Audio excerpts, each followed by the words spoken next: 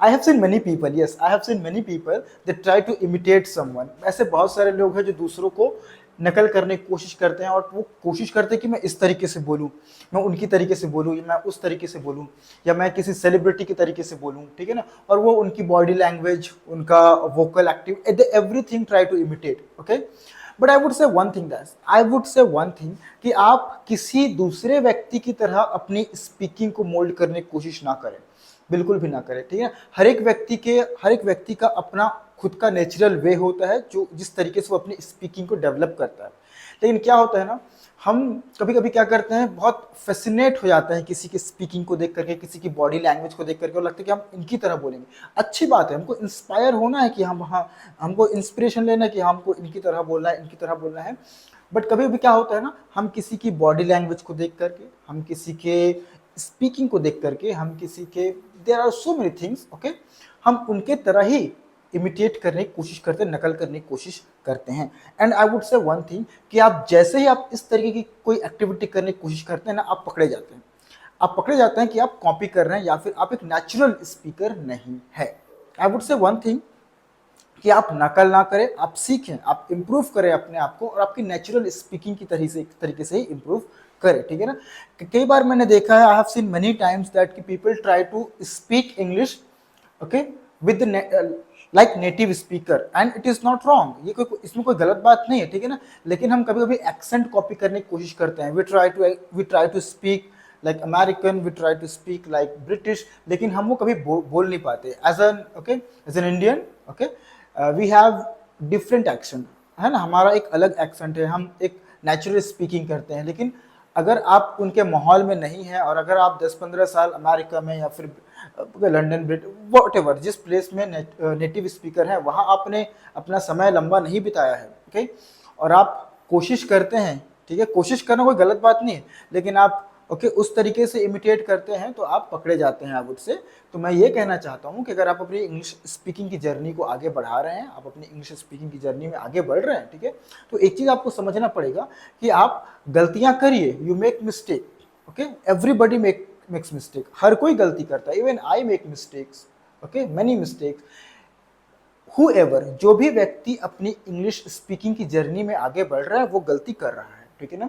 But still यहाँ पास बहुत सारे ऐसे लोग हैं जो आपको रोकने की कोशिश करेंगे, जो अगर आप वीडियो पोस्ट करेंगे अपनी ओके इंग्लिश स्पीकिंग की जर्नी के, they try to stop you, they try to tell you that कि भाई तुम गलती कर रहे हो, ठीक है, your pronunciation is not good, okay, your accent is not good. कौन एक्सेंट इंप्रूव कर रहे हैं यहाँ पर? We no need accent, okay.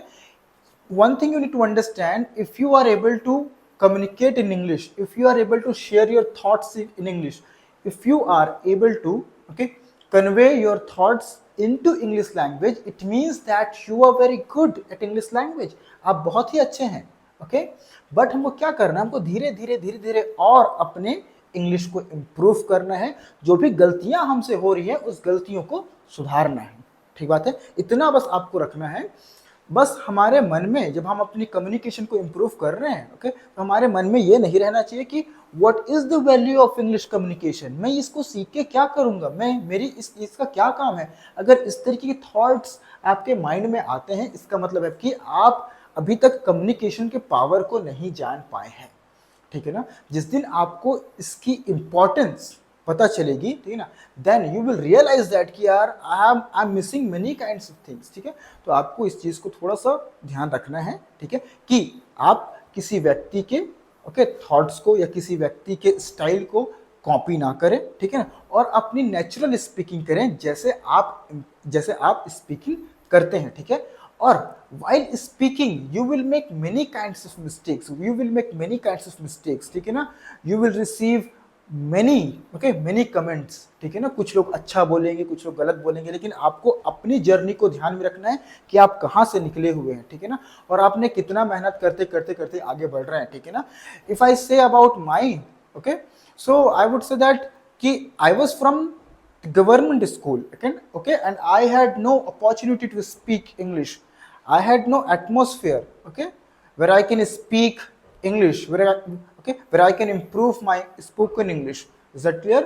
तो there is so many kind of thing that you can improve, लेकिन अगर आप इमिटेट करते हैं, अगर आप क्या करते हैं, नकल करते हैं, ठीक है, और उनकी तरह बनने की कोशिश करते हैं, तो ना तो आप उनकी तरह बन पाएंगे, ना ही आप खुद के तरह बन पाएंगे। तो मैं क्या कहता हूँ कि आपकी जो स्टाइल है, आपका जो वे है, आप उसी तरीके से अपनी स्पीच डिलीवर करें, ठीक है।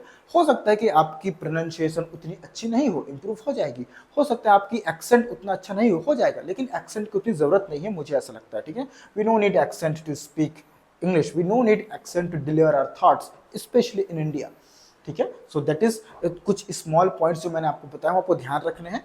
Okay, keep improving your English, keep doing all these work which are necessary, ठीक है।